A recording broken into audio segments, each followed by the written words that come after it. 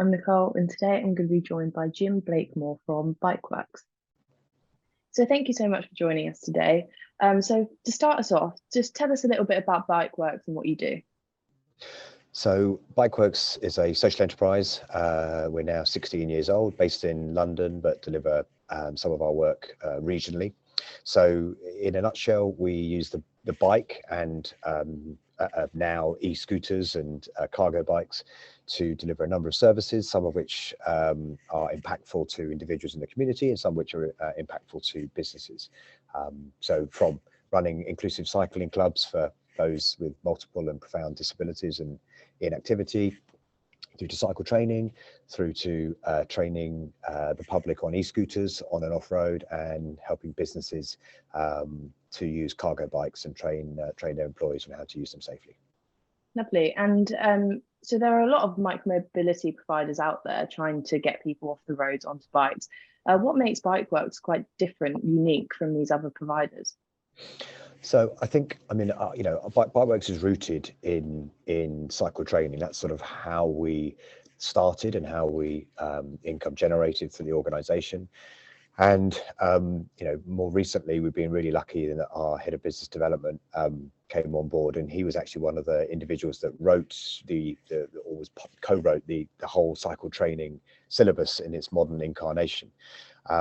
And really, we have used the learnings and the sort of the delivery practices of cycle training, and we've mapped them across to some of these new forms of transport, so e-bikes, e-scooters, and cargo bikes. And I guess that's that's why we're a little bit different. And in terms of the e-scooter stuff, well, I think we're probably one of the first organisations to develop and then deliver e-scooter training in the format that we do.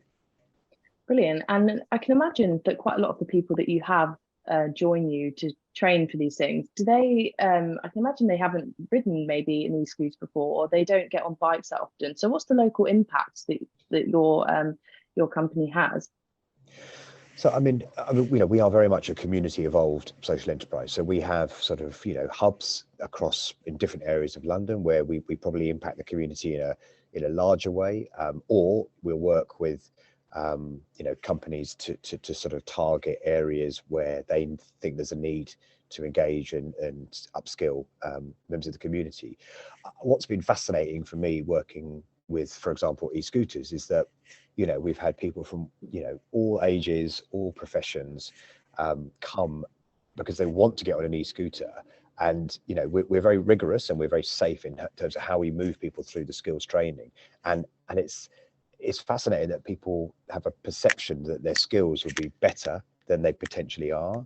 And so we've had driving instructors, we've had bus drivers who all use the roads and are heavy road users in one shape or form or another. But actually getting them on a scooter, it's really exposed that their skills need a lot of honing. So to me, that's just a really, it's fascinating. It's frustrating for individuals, but it's fascinating for me. And I think we leave with really high levels of satisfaction and feedback, and that people have really welcomed the training because it has left them with greater levels of confidence to then move on to their next level of on-road usage.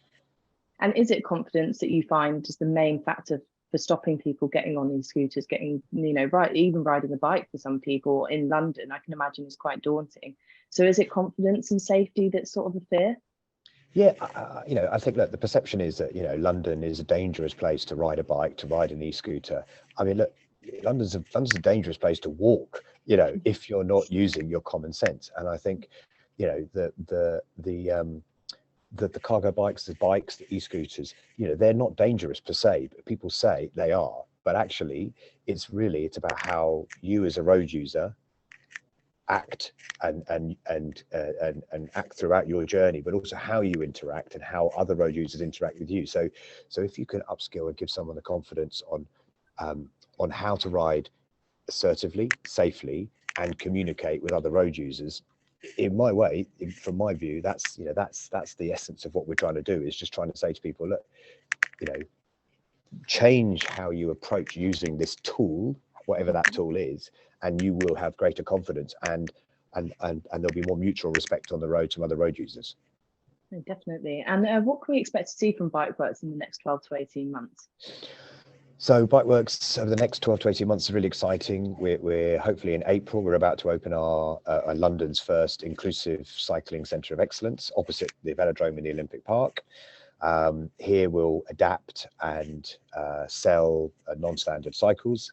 We're also going to be delivering an inclusive e-scooter pilot in the Olympic Park, very small, but again, a next iteration of our learning from our e-scooter standard that we've developed.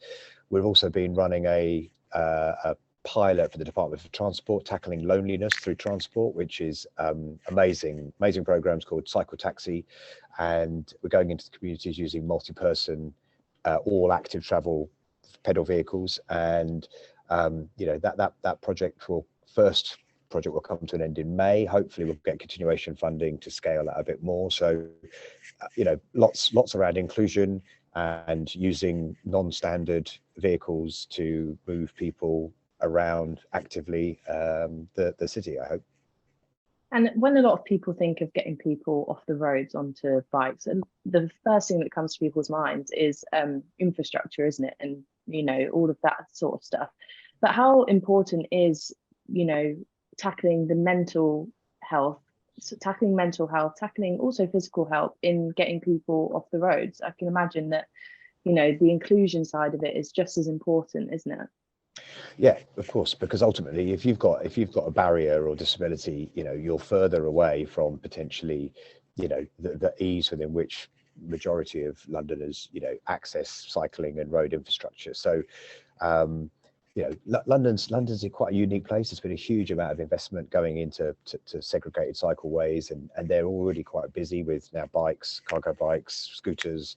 But I think what's good in London and is being received and negatively by some, but ultimately, it's got to be a connection between segregated and integrated hard infrastructure and then softer infrastructure around quiet ways, low traffic neighborhoods.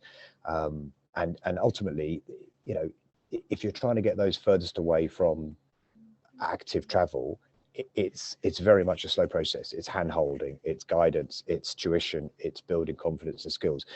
And that takes time, but that fascinates me, and ultimately the joy I get from dropping off a recumbent trike to someone and then them seeing them using it actively is why I do what I do, I suppose. No, lovely. I can imagine it's very very rewarding job, isn't it? Tiring but rewarding. Yeah. Lovely. Well, thank you so much for joining us today. Well, it was very nice to speak to you, and hope you have a good rest of your day. Cool, great, thanks very much.